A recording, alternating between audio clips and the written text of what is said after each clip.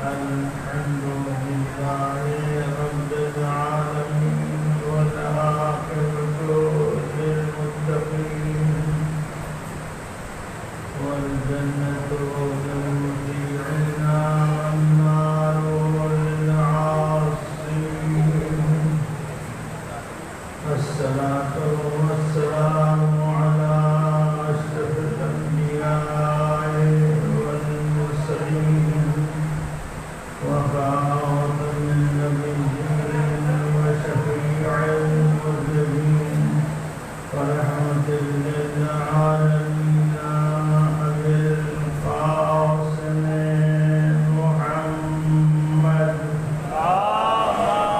صل على محمد وآل محمد وآله الطيبين الطاهرين المعصومين المظلومين واللعنة الدائمة على أعدائهم أجمعين من يوم عذابتهم إلى يوم الدين وبعد يوم الدين أما بعد فقد قال الله تبارك وتعالى في كتابه المجيد وخطابه الحميد وقوله الحق وهو أصدق القائلين بسم الله الرحمن الرحيم إنا هذا القرآن يهدي للتي هي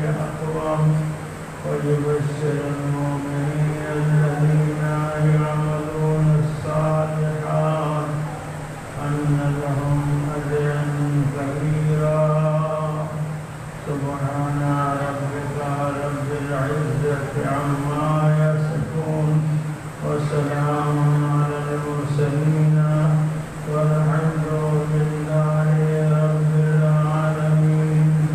وقال النبي صلى الله عليه وآله وسلم علم القرآن والقرآن وعلي لا يفترقان حتى يرد علي الحوض. صلوات پڑھ لیجیے.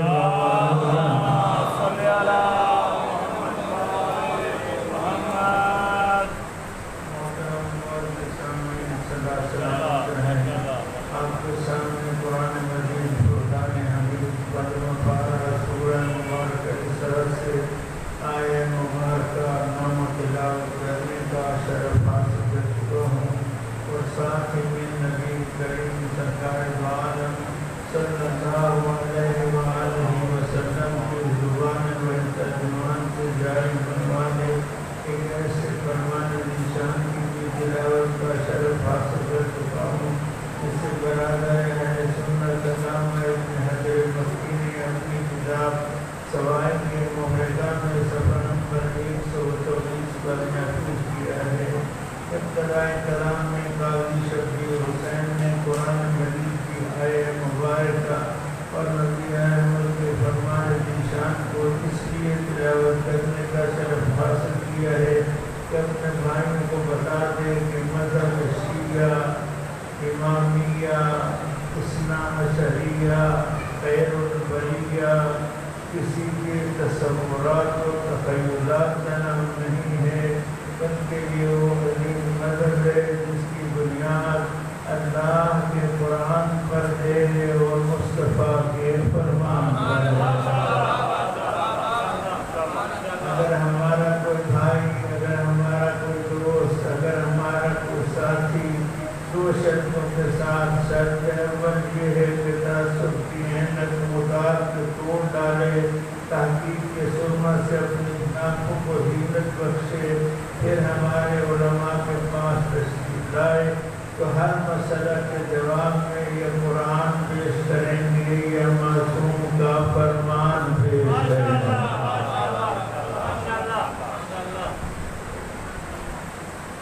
اللہ تبارک و تعالیٰ نے قیامت تک کی انسانیت کے لیے سامان ہدایت بنا کر قرآن مجید کو مزیہ روح الامین قلب سید الانبیاء کی بلندی پر نازل کیا، اور نازل فرمانے کا مقصد یہ تھا وَأَنزَلْنَا إِلَيْكَ الذِّكْرَىٰ لِتُبَيِّنَ لِلنَّاسِ مَا نُزِّلَ إِلَيْهِمْ وَلَعَلَّهُمْ يَتَفَكَّرُونَ۔ اے میرے محبوب، ہم نے آپ کے قلب مبارک پر قرآن اس لیے نازل کیا ہے تاکہ آپ لوگوں کے لیے کھول کھول کر بیان کریں کہ ان کی طرف ان کے رب نے کیا نازل کیا ہے، تاکہ وہ فکر کر سکیں۔ معلوم ہوا جب تک قرآن کے ساتھ ساتھ بیان مصطفیٰ نہ ہو تو اس وقت تک بندہ قرآن میں فکر نہیں کر سکتا۔ صلوات پڑھ لیجیے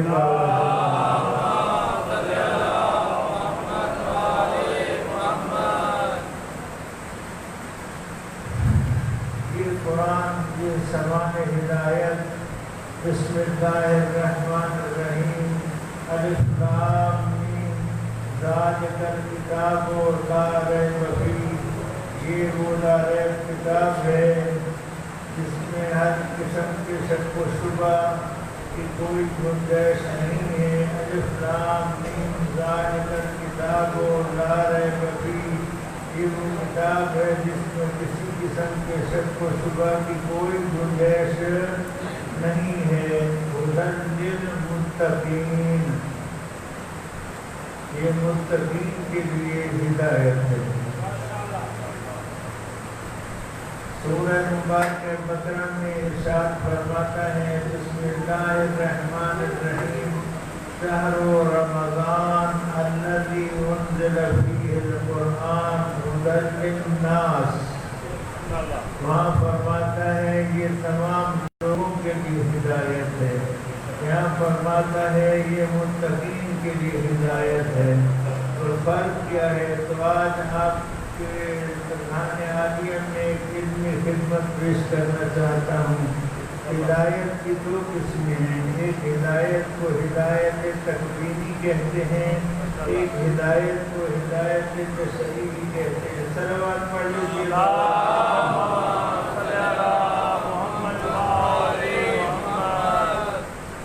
ہدایت تکوینی، ہدایت تشریعی۔ ہدایت تکوینی وہ ہے جو خدا کی طرف سے کن فیکون کا نتیجہ ہے۔ تو اس میں فرمایا بسم اللہ الرحمن الرحیم والشمس وضحاہا،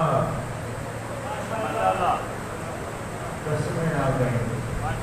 قرآن مجید میں 50 مقامات پر تقریباً قسم کھا کر وہ ذات کے جس کی قسمیں اٹھائی جاتی ہیں بات کر رہا ہے تاکہ بندے اس کی بات پر یقین کریں۔ ان میں جہاں انسان کی فطرت کا بیان آیا اس نے 4 قسمیں اٹھائیں۔ جہاں انسان کی ہدایت کے بیان آیا وہاں اس نے 8 قسمیں اٹھائیں۔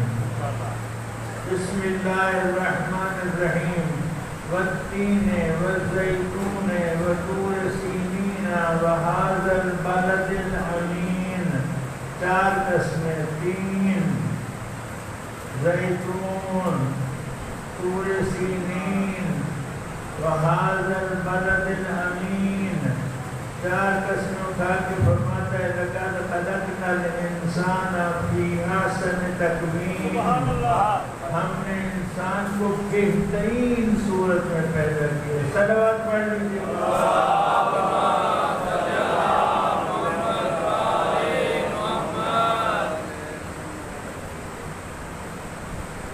توجہ فرمائیے محترم دوستو، آپ علمی بات کرنا چاہتا ہوں۔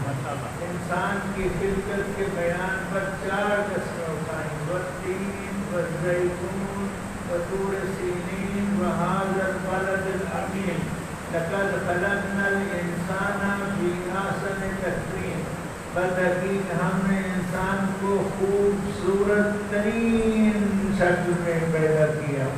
اور پھر جب اس کی ہدایت تکوینی کا مسئلہ آیا تو فرمایا بسم اللہ الرحمن الرحیم والشمس وضحاہا والقمر تلاها والنهار إذا جلاها والليل إذا يغشاها والسماء وما بناها والأرض وما طحاها ونفس وما سواها. صلوات پڑھ لیجیے بابا.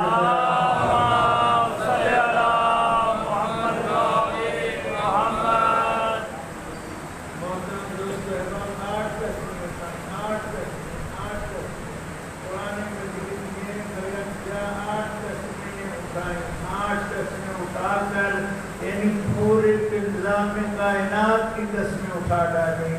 اور یہاں پر علامہ مفتی جعفر حسین مرحوم فرمایا کرتے تھے والشمس وضحاها والقمر اذا تلاها. اصل میں یہ جو قسمیں ہیں یہ قسمیں خدا نے اس وقت اٹھائیں جب میدان مباہلہ میں پنجتن پاک اس طرح سے تشریف لے کر جا رہے تھے کہ آگے آگے رسول تھے، گودی میں حسین تھے، انگلی کے ساتھ حسن تھے، پیچھے سیدہ سلام اللہ علیہ تھیں، ان کے پیچھے علی حیدر کرار تھے. تو اللہ تبارک و تعالیٰ نے اس وقت یہ قصیدہ پڑھا والشمس، مجھے شمس نبوت کی قسم، وضحاها اور اس کی کرن زہرا کی قسم، والقمر اذا تلاها اور قمر امامت کی قسم جب وہ اس کی کرن کا امین بنے پیچھے پیچھے چلا آ رہا تھا.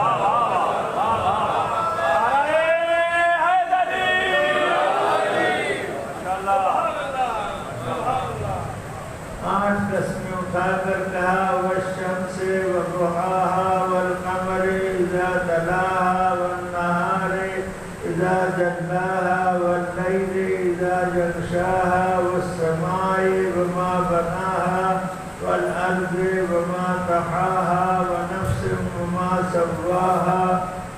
اب اللہ تبارک و تعالی نے 8 قسمیں اٹھانے کے بعد کہا فَأَلْهَمَهَا فُجُورَهَا وَتَقْوَاهَا. ہم نے ہر انسان کے اندر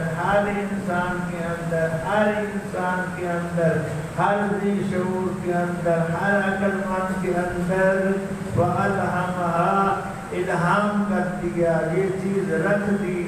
کیا فجور کیا ہے، تقوی کیا ہے. فجورہا و تقواہا، ہر بندہ یہ سمجھتا ہے اچھائی کیا ہے. صلوات پڑھ لیجیے بابا.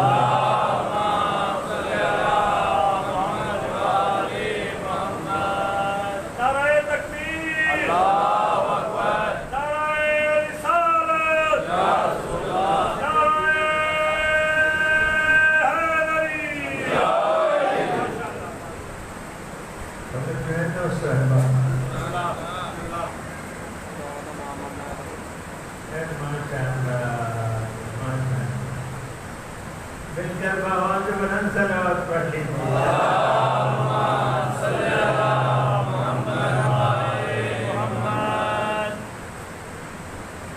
فَأَلْهَمَهَا فُجُورَهَا وَتَقْوَاهَا. ہم نے ہر شخص کے اندر، ہر ذی شعور، ہر عقل مند کے اندر یہ چیز رکھ دی ہے کہ وہ پہچانتا ہے کہ فجور کیا ہے، تقوی کیا ہے، برائی کیا ہے، اچھائی کیا ہے، یہ جانتا ہے. اسے کہتے ہیں ہدایت تکوینی. ماشاءاللہ. کیا کہتے ہیں اسے؟ ہدایت تکوینی. یہ جو عقل رکھ دی گئی ہے انسان کے اندر، یہ اسی ہدایت تکوینی کا مظہر ہے کہ اس کے ذریعے سے انسان اچھائی اور برائی، دوستی اور دشمنی میں پہچان کر لیتا ہے. اور دوسری ہے ہدایت تشریعی. بسم اللہ الرحمن الرحیم.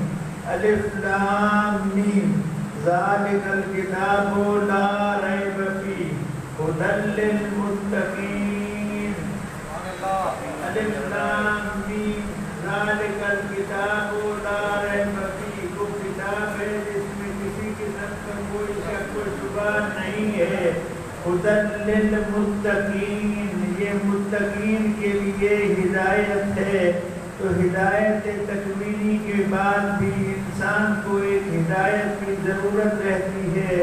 کبھی کبھی انسانی عقل دھوکہ کھا جاتی ہے، کبھی کبھی انسان دشمن کو دوست سمجھنے لگ جاتا ہے، کبھی کبھی انسان تکلیف دینے والی شے کو شفا دینے والی چیز سمجھنے لگ جاتا ہے۔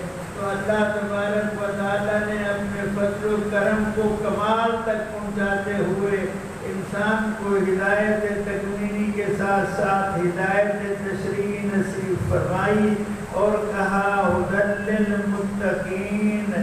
یہ جو قرآن مجید ہے یہ ہدایت تشریعی ہے۔ اگر تجھے ویسے دوست دشمن کی پہچان نہ ہو، نفع نقصان کی خبر نہ ہو، تو یہ تجھے بتائے گی تیرا نفع کس میں ہے، تیرا نقصان کس میں ہے، تیرا دوست کون ہے، تیرا دشمن کون ہے۔ صلوات پڑھ لیجیے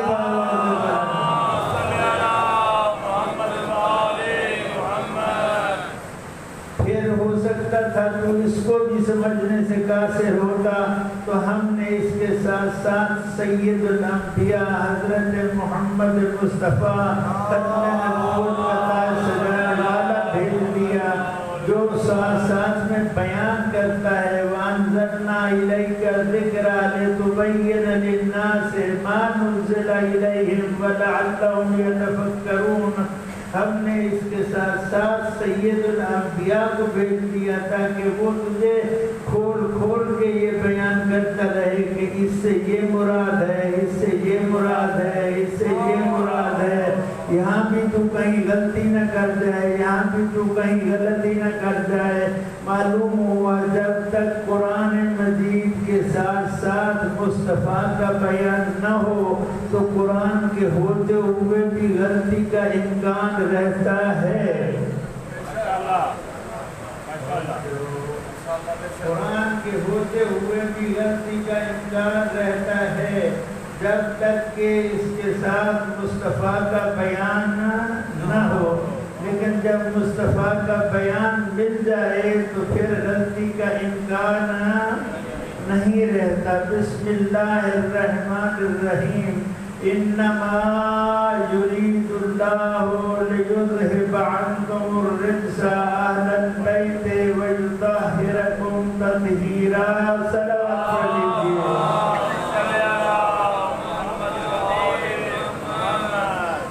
اب یہاں کہیں اشتباہ نہ ہو جائے کہ اہل بیت سے مراد گھر کے افراد ہیں یا خصوصی افراد ہیں، تو نبی کریم صلی اللہ علیہ وآلہ وسلم نے بخاری میں، مسلم میں، مسند احمد بن حنبل میں، ترمذی میں یہ حدیث موجود ہے کہ نبی کریم نے اہل البیت کا معنی سمجھانے کے لیے، ورنہ تو عربی لغت کے مطابق اہل البیت گھر کا ہر فرد اہل البیت ہوتا ہے، حتیٰ گھر کے جانور کی، بھیڑ بکری کی، وہ بھی اہل البیت میں شامل ہوتی ہے۔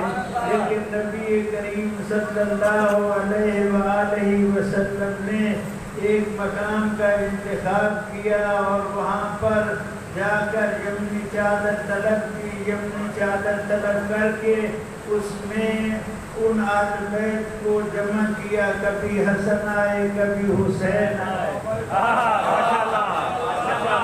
کبھی حسن آئے، کبھی حسین تشریف لائے، کبھی علی حیدر کرار آئے۔ لیکن مجھے بڑا لطف آتا ہے، توجہ، حدیث کتاب پڑھا کرو اور وہاں سے اپنا مسلک اختیار کیے کرو۔ حدیث کتاب صحیح ترین حدیث ہے۔ جب امام حسن مجتبی آتے ہیں تو کیا کہتے ہیں؟ السلام علیک یا امہ۔ کیا کہتے ہیں؟ السلام علیک یا امہ۔ اور بی بی کیا فرماتی ہیں؟ وعلیک السلام یا قرۃ عینی وثمرۃ فؤادی۔ امام حسن مجتبی آتے ہیں، امام حسن مجتبی آتے ہیں تو وہ بھی کہتے ہیں السلام علیک یا امہ۔ ادھر سے جواب آتا ہے وعلیک السلام۔ یا قرۃ عینی و یا صاحب حوضی. ماشاءاللہ ماشاءاللہ توجہ فرمائے. ماشاءاللہ. پھر علی حیدر سمجھنا بات نشین کرنا حدیث سنانا چاہتا ہوں. اس کے بعد بی بی مولا علی علیہ السلام آئے اور بارگاہ رسالت میں حاضری دی. السلام علیکہ یا رسول اللہ. اے اللہ کے رسول آپ پر سلام ہو. کیا مجھے بھی اجازت ہے کہ میں اس چادر میں آ جاؤں؟ تو قسم بخدا اس وقت نبی کریم نے حضرت علی کی شان کا ایک قصیدہ پڑھ دیا. معلوم ہوا کہ بحسب مراتب امام حسن کے لیے 2 لفظ بولے, 2 لفظ امام حسین کے لیے بولے, لیکن جب حضرت علی آئے تو فرمایا یا وسیجی و خلیفتی و صاحب لواء.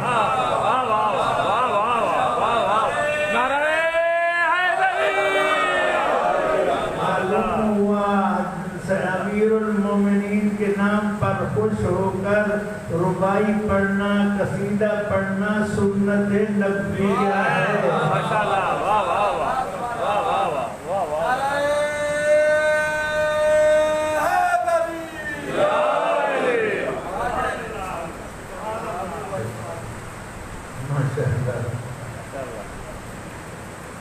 دیتے ہیں کوئی سرائے کی ربائی آتی ہے پھر فرمائش کرتی ہے تو سنا دیتے ہوں اگر آپ کو سمجھ آ جائے. دیتے ہیں کوئی سخی ہے سخا کیا کرے سی, جیسا کہ کوئی سخی ہے کیا سخاوت کرے گا. دیتے ہیں کوئی سخی ہے سخا کیا کرے سی, پنجتن دے وانگوں ادا کیا کرے سی.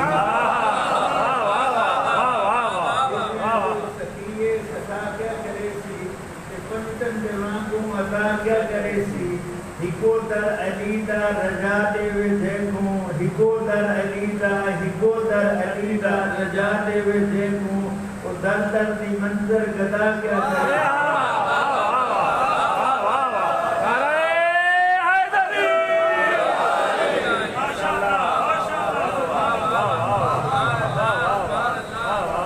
دیدیاں کوئی سخیے سخا کیا کرے سی, کہ پنٹن دیوانگوں عطا کیا کرے سی. ہکو در علی دا رجا دے وے دیکھوں, اور در در دی منظر گدا کیا کرے سی. بی بی زہرا تشریف لاتی ہیں, نبی کریم انہیں اجازت دیتے ہیں, پنٹن پاک چادر تطہیر میں جمع ہو جاتے ہیں. روایت کی لفظیں ہیں, حدیث قصہ شاہ صاحب کے پاس موجود ہے, اور آپ ان سے دیکھ سکتے ہیں کہ جب یہ 5 ہستیاں جمع ہو گئیں تو نبی کریم نے چادر کے پلڑے کو اپنے ہاتھ میں لیا. وَأَوْمَا بِيَدِهِ الْيُمْنَىٰ إِلَى السَّمَاءِ. چادر کے پلڑے کو اپنے ہاتھ میں لے کر آسمان کی طرف ہاتھ کو بلند کیا. وَأَوْمَا بِيَدِهِ الْيُمْنَىٰ إِلَى السَّمَاءِ. یا رسول اللہ ہاتھ بلند کریں, یہ چادر کیا ہے؟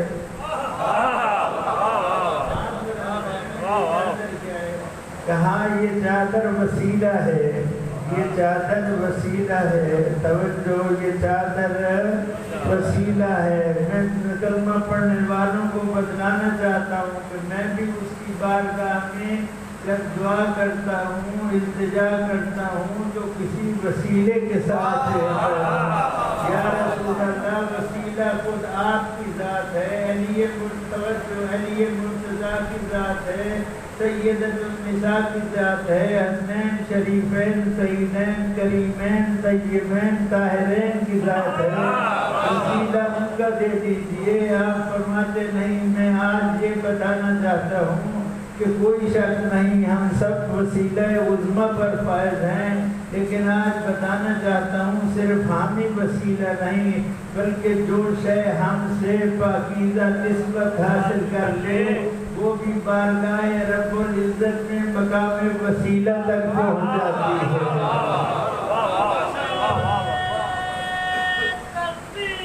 اللہ اکبر.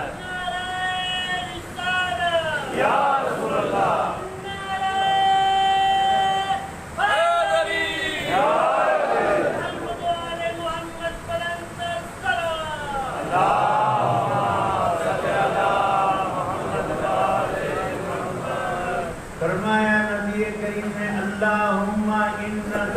ہے میری طرف اللہم انا ہؤلاء اہل بیتی وخاصتی وحامتی لحمہم لحمی ودمہم دمی یولمنی ما یولمہم ویحزننی ما یحزنہم انا حرب لمن حاربہم وسلم لمن سالمہم وعدوب لمن آداہم ومحب لمن احبہم انہم منی وانا منہم. اگر فرما دیتے فقط اتنا اللہم انا ہؤلاء اہل بیتی توجہ اے اللہ یہ میرے اہل بیت ہے تو ان میں اور لوگوں کو بھی شامل کیا جا سکتا تھا لیکن ان اہل بیت کا قصیدہ پڑھ کر نبی کریم نے ایک پیمانہ دے دیا کہ اس اہل بیت میں اگر کسی کو شامل کرنا چاہو تو پہلے دیکھ لو وہ اس پیمانہ پر پورا اترتے ہیں. وہ پیمانہ کیا ہے؟ اللہم انا ہؤلاء اہل بیتی وخاصتی. پہلی بات ہے اگر اسے اہل بیت میں شامل کرنا ہو تو وہ عام نہ ہو، خاص.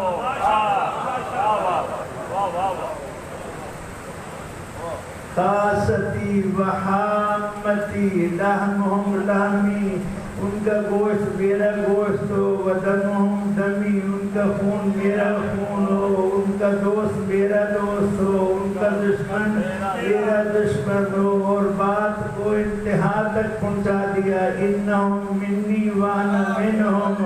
دیکھنا کسی کو اہل بیت میں شامل کرنے سے پہلے کہ وہ اس مقام پر بھی ہے کہ وہ انہم منی وانا منہم کی منزل کو طے کر سکے.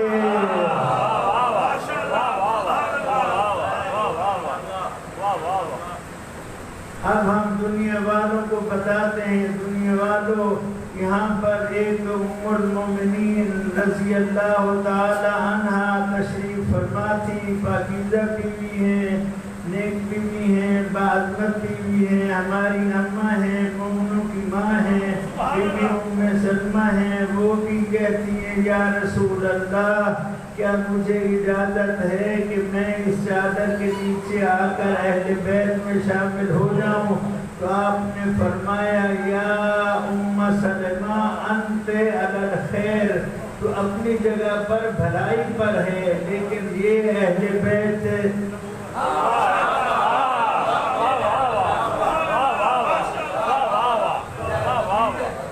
صلوات پڑھ لیجئے بابا زبان.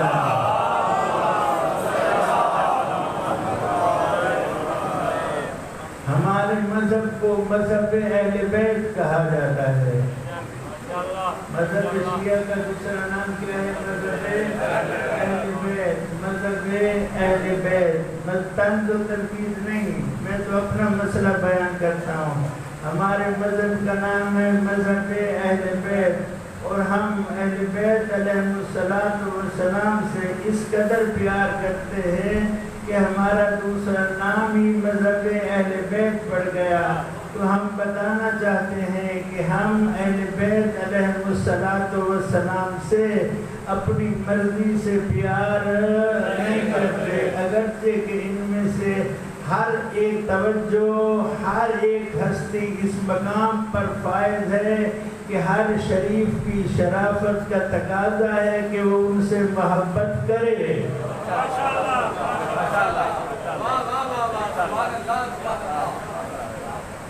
ہر شریف کی شرافت کا تقاضا یہ ہے کہ وہ ان سے محبت کرے، لیکن ہم پھر بھی ان سے خود سے محبت نہیں کرتے.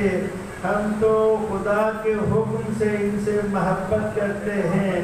کوئی پوچھے قاضی صاحب تیرے پاس اس کا ثبوت کیا ہے کہ تم خدا کے حکم سے ان سے محبت کرتے ہو؟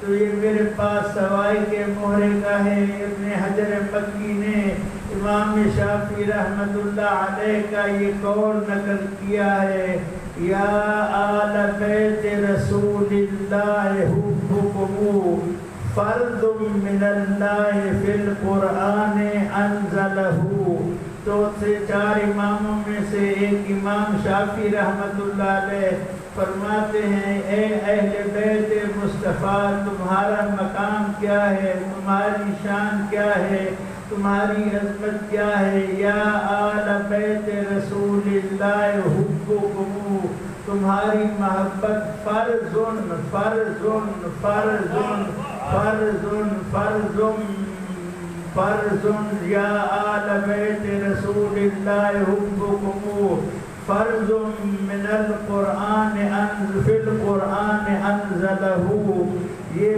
فرض ہے، سنت نہیں ہے، مستحب نہیں ہے، فرض ہے، اور یہ فریضہ بخاری میں نہیں، مسلم میں نہیں، ابو داؤد میں نہیں، ابن ماجہ میں نہیں، ترمذی میں نہیں، موطا امام مالک میں نہیں، اصول کافی میں نہیں، ملایات الفقی میں نہیں، تہذیب الاحکام میں نہیں، الاستبصار میں نہیں، پکی روٹی میں بھی نہیں، تحفۃ العوام میں بھی نہیں۔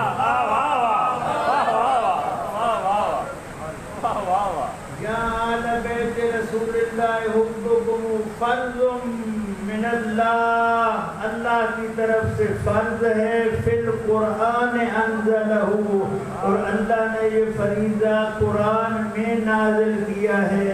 پوچھا گیا اے امام شافعی یہ فریضہ قرآن میں کہاں لکھا ہوا ہے؟ تو انہوں نے فرمایا خدا فرماتا ہے بسم اللہ الرحمن الرحیم قل لا اسألکم علیہ اجرا الا المودۃ فی القربى، اور جب عبداللہ ابن عباس رضی اللہ تعالی عنہ نے پوچھا یا رسول اللہ من قرابتک ہؤلاء الذین وجبت علینا مودتہم، وہ آپ کے قریبی کون ہیں جن کی مودت ہم پر اللہ کی طرف سے فرض ہے؟ تو نبی کریم نے فرمایا ہم علی و فاطمہ والحسن والحسین۔ صلوات پڑھ لیجیے بابا صلی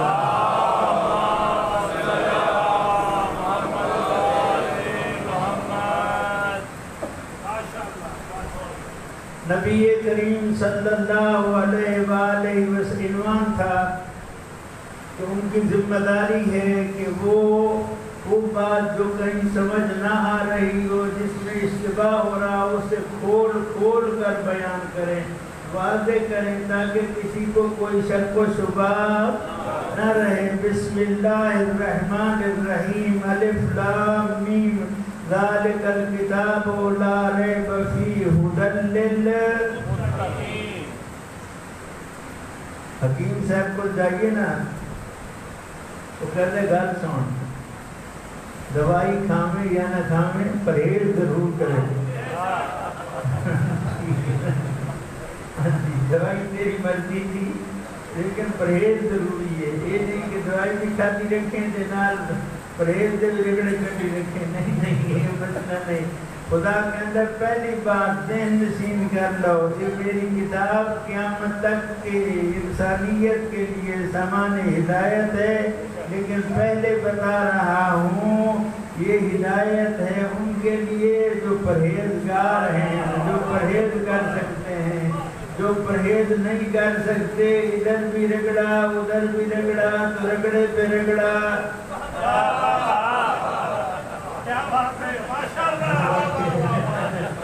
رگڑے پہ رگڑا ہی رہے گا اور کچھ نہیں رہے گا۔ قرآن ہوتے ہوئے بھی رگڑے پہ رگڑا۔ توجہ فرمایا ھدی للمتقین، یہ متقین کے لیے ہدایت ہے۔ حکیم صاحب پہلے پرہیزیں سن لو پھر اس سے استفادہ کرنا۔ یا اللہ وہ پرہیز کیا ہے؟ فرمایا پرہیزگاری کے لیے شرط یہ ہے ھدی للمتقین الذین یؤمنون بالغیب۔ غیب پر ایمان ہو تو قرآن فائدہ دیتا ہے، غیب پر ایمان نہ ہو تو قرآن فائدہ نہیں دیتا۔ اللہ تبارک و تعالیٰ کی ذات غائب ہے اور اس کا ظہور ہر شے میں ہے۔ توجہ، غائب بھی ہے اور ظہور ہر شے میں ہے، ظہور ہر شے میں ہے۔ مولا علی علیہ السلام، میرا بھی دل کرتا ہے سنت نبویہ میں بھی قصیدہ پڑھا کروں۔ امیر المومنین، امام المتقین، قائد الغر المحجلین، یعصوب الدین، لنگر آسمان و زمین، خطیب منبر سلونی، باب مدینہ العلم، سید الاولیاء، جان مصطفیٰ یعنی علی مرتضی علیہ السلام سے سوال کیا گیا کہ وہ غیب بھی ہے اور اس کا ظہور بھی ہے، تو اس کا ظہور کہاں ہے کہ ہم اسے پہچانیں؟ تو فرمایا من عرف نفسہ فقد عرف ربہ، خود جانے کی ضرورت ہی نہیں ہے، اپنے آپ کو پہچانتا جا، تجھے خدا نظر آتا جائے گا۔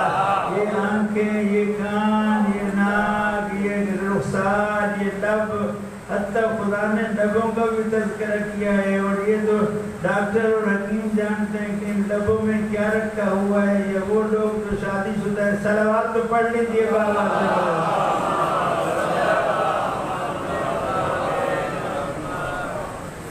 فرمائیے دوستو، پہچانتا جائے اپنے آپ کو تو پہچان لے گا اپنے رب کو۔ کوئی ہے جس نے ایک جرثومے سے مجھے یہاں تک لا کھڑا کیا، اور پھر یہاں سے سوٹی کے سہارے پر، اور پھر چارپائی پر، اور پھر چارپائی پہ سے شہر خاموشاں تک لے جائے گا۔ کوئی ہے، بس یہ جو ہے یہ وہی ہے۔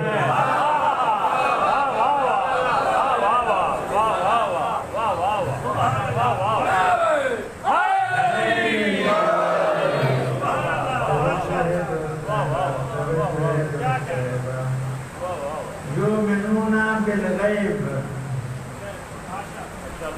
اللہ اکبر۔ پرہیز، پرہیز، قرآن فائدہ دے گا پرہیز کرنے والوں کو۔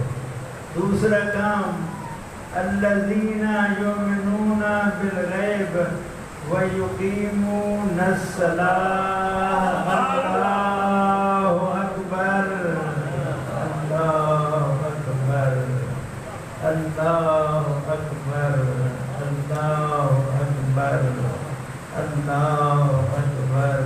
کمال لطف الہی ہے جب بندہ اس کی بارگاہ میں جا کے کہتا ہے اے اللہ میں نے ہر چیز سے توجہ، ہر چیز سے ہاتھ اٹھا لیا اور کہہ رہا ہوں اللہ اکبر، خدایا تیری ہی ذات بزرگ و برتر ہے۔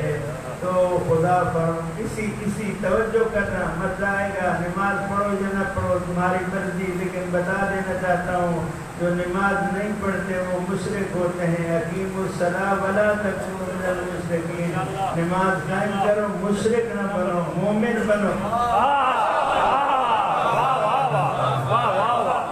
اس کے کرم کی انتہا۔ ادھر بندے نے کہا خلوص دل سے اللہ اکبر، میں نے ہر چیز سے ہاتھ اٹھا لیا، میں تیری بارگاہ میں آ گیا۔ اتنا کرم ہوتا ہے، اتنا کرم ہوتا ہے، اتنا کرم ہوتا ہے اسی اللہ اکبر کہنے پر۔ آواز قدرت آتی ہے، او میرے بندے تو نے ہر شے سے ہاتھ اٹھا کے میری بارگاہ میں صدائے تکبیر بلند کی ہے۔ میں اپنے فضل و کرم سے اعلان کرتا ہوں میں بھی تیرے سارے گناہوں کو معاف کر کے تجھے اپنا بنا رہا ہوں۔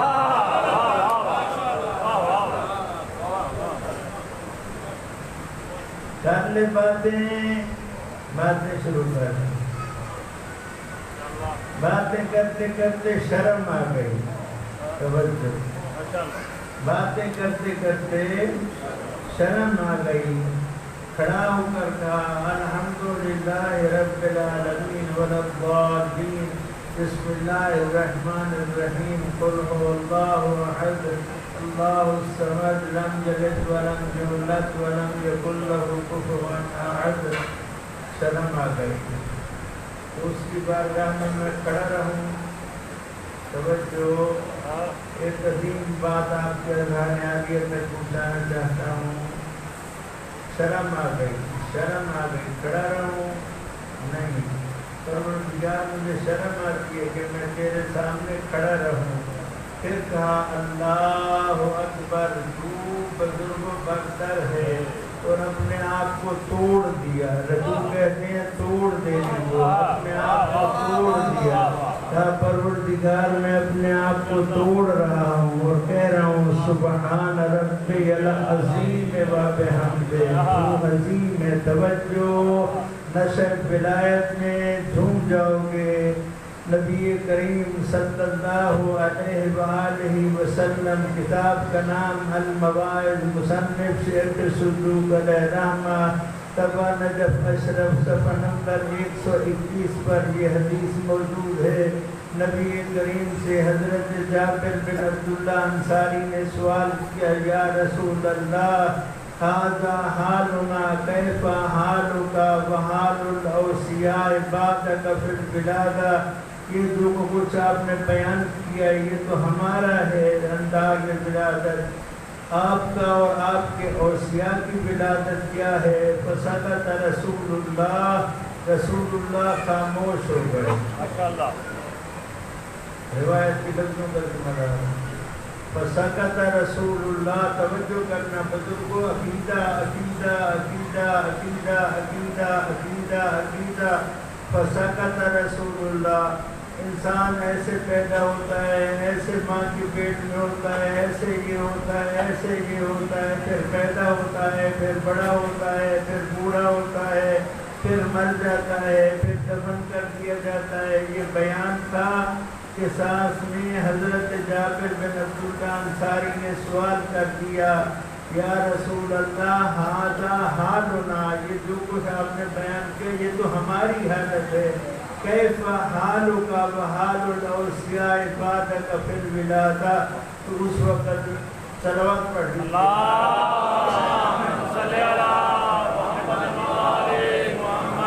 اس وقت نبی کریم صلی اللہ علیہ وآلہ وسلم خاموش ہو گئے. وسکت رسول اللہ، آپ خاموش ہو گئے. ثم قال، پھر کچھ دیر ٹھہر کے آپ نے ارشاد فرمایا. معلوم ہو گیا نبی کریم صلی اللہ علیہ وآلہ وسلم کو یہ گوارا نہیں ہے کہ ہم اپنی ولادت کے تذکرے کے ساتھ ساتھ ان کی ولادت کا تذکرہ ملا دیں. آپ اس ملانے کو بھی گوارا نہیں کرتے. عقیدہ. ثم قال یا جابر لقد سألت عن امر جسیم لا يحتمله الا ذو حظ عظیم. اے جابر تو نے بہت بڑا سوال کر ڈالا ہے. اس سوال کا جواب تو ہر بندہ برداشت ہی نہیں کر سکتا. اس سوال کے جواب کے لیے اس بندے وہ بندہ چاہیے کہ جس کو اللہ کی طرف سے اس سے وافر نصیب ہو چکا ہو ہدایت و نورانیت کا. اور پھر فرمایا یا جابر لقد سألت امر جسیم لا يحتمله الا ذو حظ عظیم. توجہ، ان الانبیاء والاوصیاء من نور من نور من نور من نور عظمت اللہ، من نور عظمت، من نور اللہ نہیں کہا، من نور عظمت اللہ. تو اس کا مزہ صرف نمازی ہی لے سکتا ہے جب قیام سے رکوع میں جا کر اپنے آپ کو توڑ کر کہتا ہے سبحان ربی العظیم و بحمدہ. تو اس وقت اس کے عقیدے کو معراج ملتی ہے کہ جس کی عظمت کے بیان کے لیے میں اپنے آپ کو توڑ دیتا ہوں، اس کی عظمت کے نور سے جو خلق ہوتے ہیں انہیں محمد و آل محمد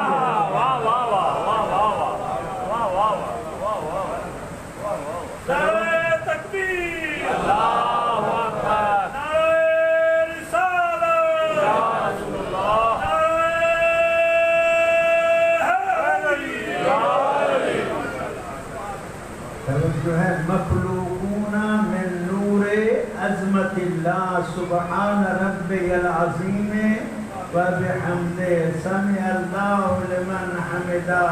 پھر شرمندگی کا اظہار کرتے ہوئے کہا اللہ اکبر، اور اب رکوع بھی نہیں، اب اپنے آپ کو ہی ختم کر ڈالا اور خاک پر ماتھا ٹیک کے کہا پروردگارا میرے پاس میرے جسم کا سب سے بلند مقام میرا ماتھا تھا، وہ بھی میں نے تیری بارگاہ میں خاک پہ رکھ دیا، اور خاک پہ رکھ کے کہہ رہا ہوں سبحان ربی الاعلی و بحمدہ، سبحان ربی الاعلی و بحمدہ، سبحان ربی الاعلی و بحمدہ.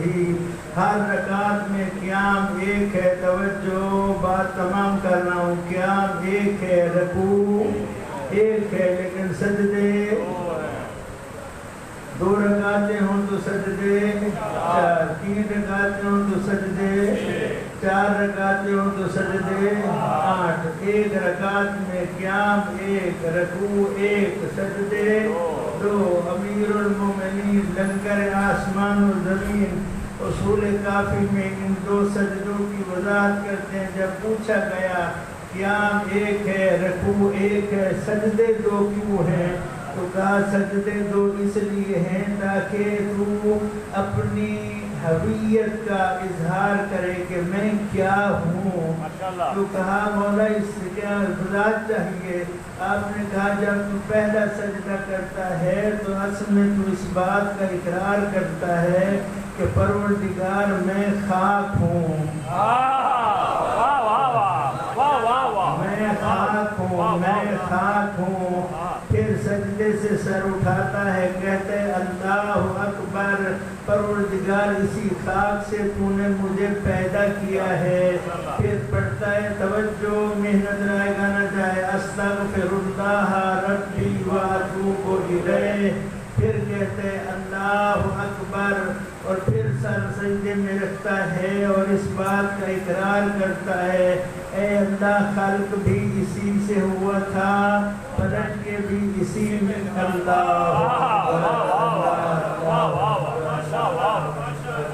لگتا ہے آپ کو سرائے کی تھوڑی تھوڑی سمجھ آ رہی ہے، تو یہاں پر ایک سرائے کی شاعر کے بند یا ربائی سنا دو. وہ کہتا ہے تو سوچ گبرو، گبرو جانتے ہیں تو سوچ گبرو، تو سوچ لینگر، تو کہتا ہی بڑا ذہین بڑھسے، بڑا ذہین کب تک بنے گا، تو کہتا ہی بڑا ذہین بڑھسے. یہ محل تے ماڑیاں پہ پہ ہنے سے، یہ محل ماڑیاں دوسرے لوگ استعمال کریں گے، یہ محل تے ماڑیاں پہ پہ ہنے سے تو سن نگر دا مکین بڑھسے، قبرستان کا مکین بنے گا. سن نگر یعنی قبرستان بہت اچھا نبھایا ہے اس نے. تو سوچ گبرو تو سوچ نہیں گر، تو کہتا ہی بڑا ذہین بڑھسے. یہ محل تے ماڑیاں پہ گئے ہنڈے سے تو سن نگر دا مکین بڑھسے.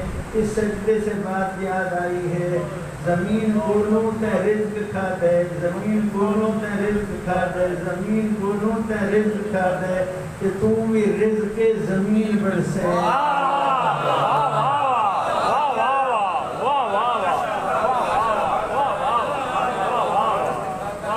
زمین کونوں تے رزق کھا دے، تو بھی رزق زمین بڑھسے. جہاں باز کی تو خدا چراضی ولا تو جنت نشین بڑھسے.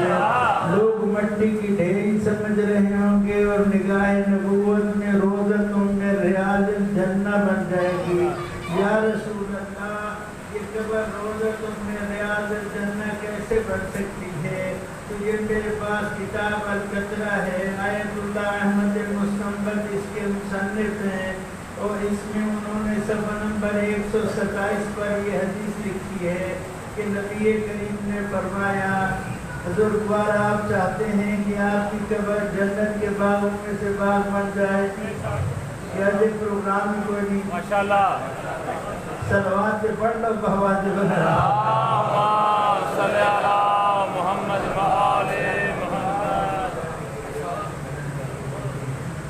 ہم میں سے ہر شخص چاہتا ہے موت پر حق ہے، قبر نصیب ہو تو قبر جنت کے باغوں میں سے باغ ہو. تو یا رسول اللہ قبر جنت کے باغوں میں سے ہم باغ کیسے بنا سکتے ہیں؟ تو آپ فرماتے ہیں الا ومن أحب عليا جعل الله قبره روضة من رياض الجنة. خبردار توجہ، جو میرے بھائی علی سے پیار کر لیتا ہے خدا اس کی قبر کو جنت کے باغوں سے باغ بنا دیتا ہے.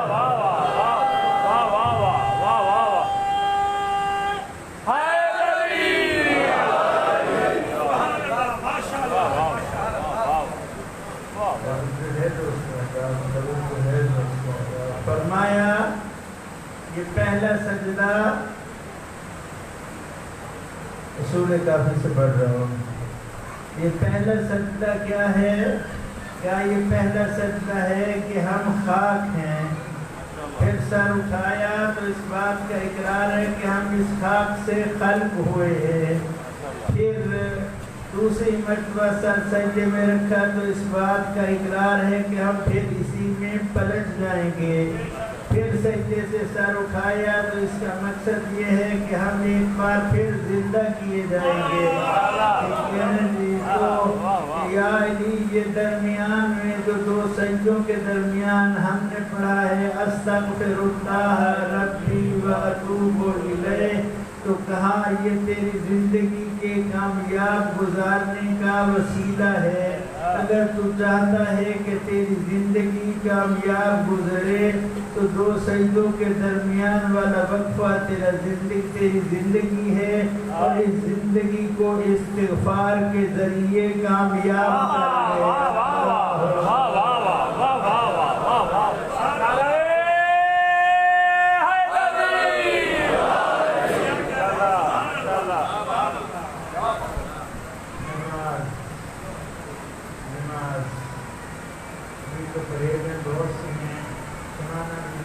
چاہتا تھا لیکن دامن وقت کی گنجائش تمام ہو جاتی ہے.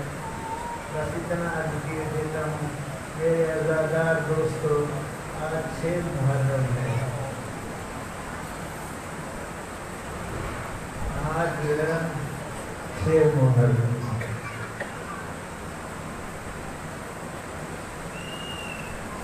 علی مولا نے فاطمہ کلابیہ جسے بی بی ام البنین کہتے ہیں شادی کی.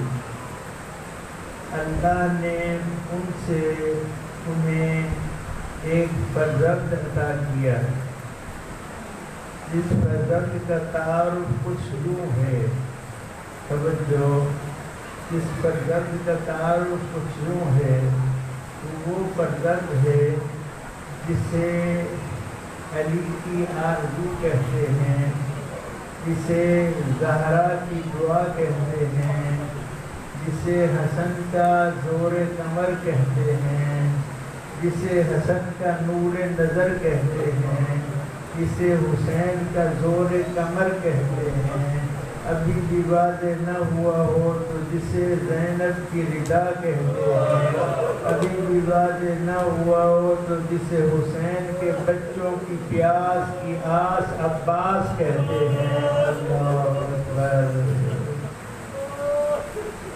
حضرت عباس چلنے کے قابل ہوئے. بی بی ام البنین نے ایک خواب دیکھا. خواب بڑا ڈراؤنا تھا کہ میرا یہ عباس ہے، اس کے ایک ہاتھ پہ شجر طوبہ ہے، ایک ہاتھ پہ حوض کوثر ہے، اور میرے عباس کے ہونٹ خشک ہیں.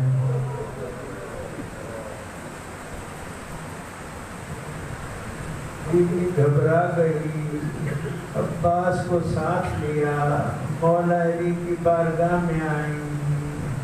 ابو الحسن، میں نے اس طرح سے خواب دیکھا ہے، ایک ہاتھ پہ حوض کوثر ہے، ایک ہاتھ پہ شجر طوبہ ہے، لیکن عباس کے ہونٹ خشک ہیں. یہ سننا تھا. علی کی آنکھیں سامنے کے بادل بن کے برس پڑی، ریش مبارک آنسوں سے تر ہو گئی. کہا، توجہ، کہا میرے گھر کی زینت ام البنین اس خواب کی تعبیر میرے بیٹے حسین سے جا کر پوچھ لے۔ بیوی نے ام البنین کو ساتھ لیا، حضرت امام حسین کی خدمت میں آئیں اور کہا زہرا کا لال، میں نے ایک خواب دیکھا ہے، ایک ڈراؤنا میدان ہے، اس میدان میں آپ کا یہ نوکر عباس ہے، اس کے ایک ہاتھ پہ شجرہ طوبہ ہے، ایک ہاتھ پہ حوض کوثر ہے، لیکن مجھے رلا رہی ہے یہ بات کہ میرے عباس کے ہونٹ خشک ہیں۔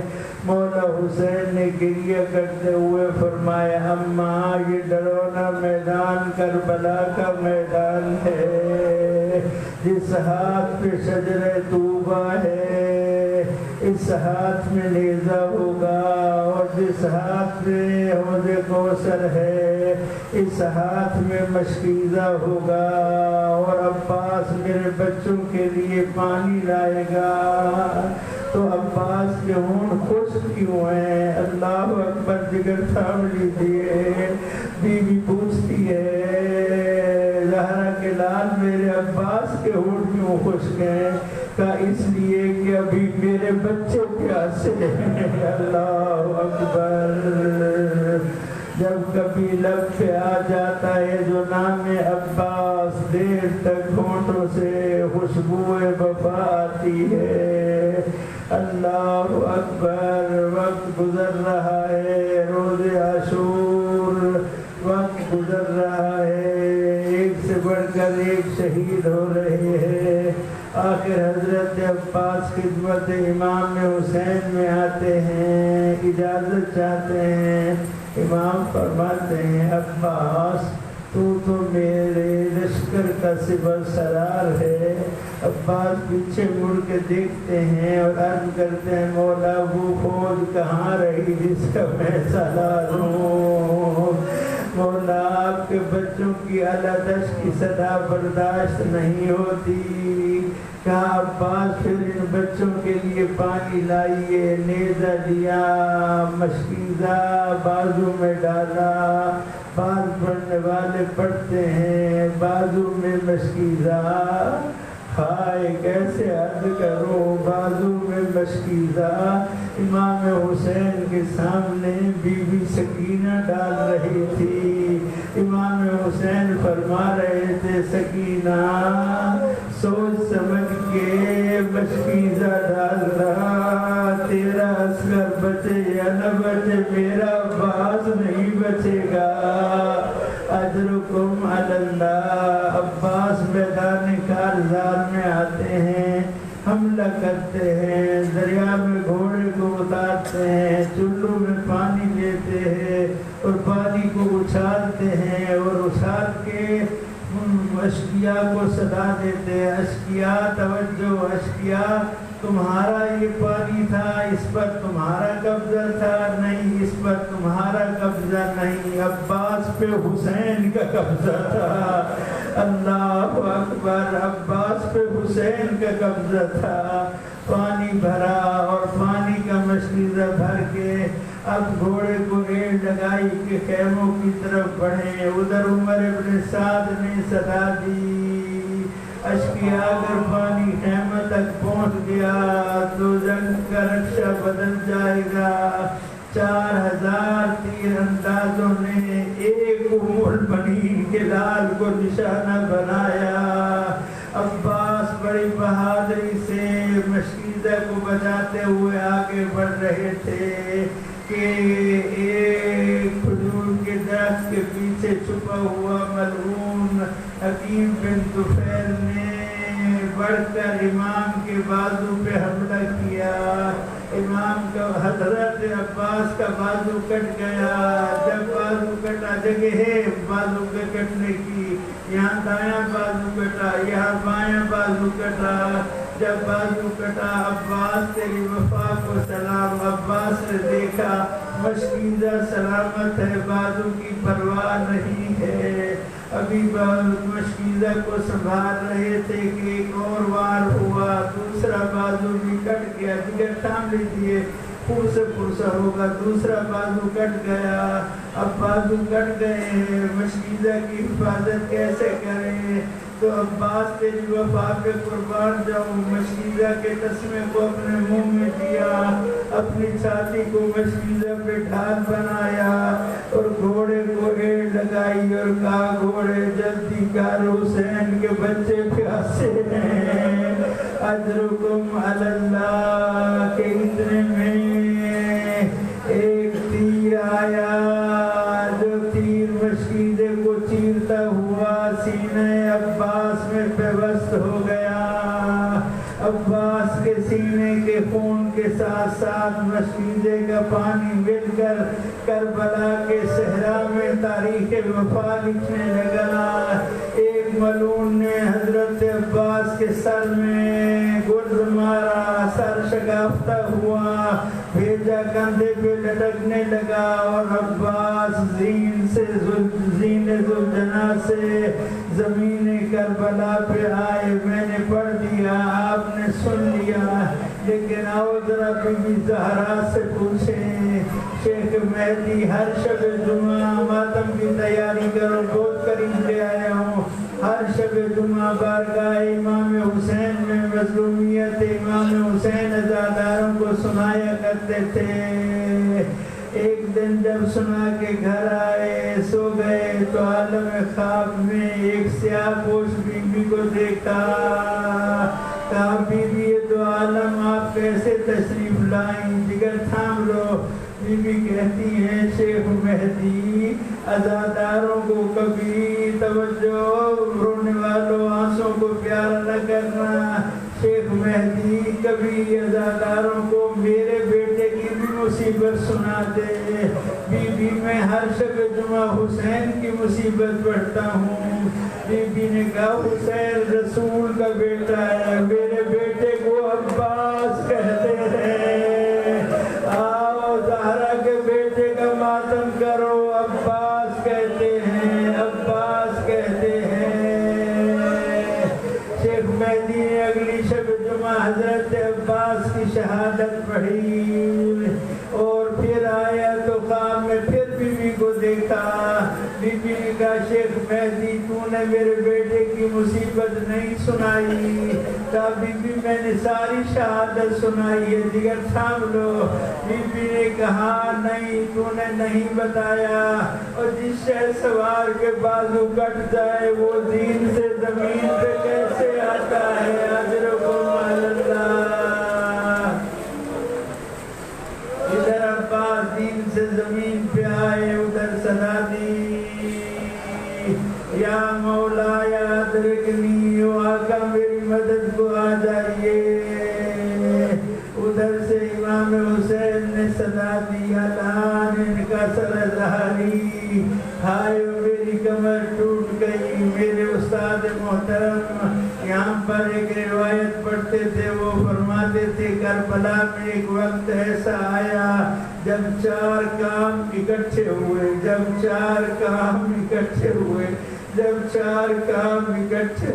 عباس نے زین چھوڑی، حسین نے مسند چھوڑی، سر زینب سے چادر گری، بچوں کے ہاتھ سے خشک جام گرے۔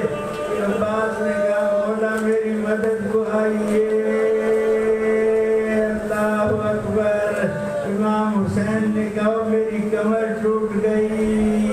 بی بی زینب نے مستورات کو بلایا اور کہا اپنے اپنے پردوں کا خود انتظام کر لو، اور جس بھائی کے سہارے میں تمہارے پردوں کی محافظ بنی تھی وہ میرا بھائی دین چھوڑ چکا۔ اور سکینہ کے ہاتھ سے جب خشک جام گرا تو کہا بچوں ہماری پیاس کی آس عباس زین ذوالجناح چھوڑ چکے، اب نہیں معلوم کہ ہمیں کب پانی نصیب ہو۔ اجرکم علی اللہ۔ بس آخری مرحلہ عزادار و امام حسین پہنچے۔ حضرت عباس کے لاشا پر ذرا میری طرف دیکھیے، پرسا جانے اور پرسے والے جانے۔ عباس کے سر کو مولا حسین نے اپنی گودی میں لیا اور کہا عباس کوئی حسرت، کہا مولا ہائے عباس ہائے عباس ہائے عباس۔ عزادارو مولا حسین پوچھ رہے عباس تیری کوئی حسرت؟ تو عرض کرتے مولا میں آپ کو زحمت نہ دیتا، لیکن میرے دونوں بازو کٹ چکے ہیں، میری ایک آنکھ میں تیر لگ گیا ہے، دوسری آنکھ میں خون بھر گیا ہے۔ زہرا کے لال ماتم کی تیاری، مہربانی کرو مہربانی کرو، اپنے ابا کے دامن سے میری اس آنکھ سے خون صاف کر دو۔ مولا نے پوچھا عباس تو کیا کرے گا؟ کہا دیکھنا چاہتا ہوں جس کی عباس جیسے بھائی مر جائیں وہ غریب کربلا کیسے ہوتا ہے۔ اللہ اکبر۔ آنکھ صاف ہوئی، عباس نے دیکھنا شروع کیا۔ آخری جملہ دیکھتے ہی دیکھتے عباس کی آنکھوں سے آنسو ٹپک پڑے۔ مولا عباس سے امام حسین نے پوچھا عباس کس چیز نے رلا دیا؟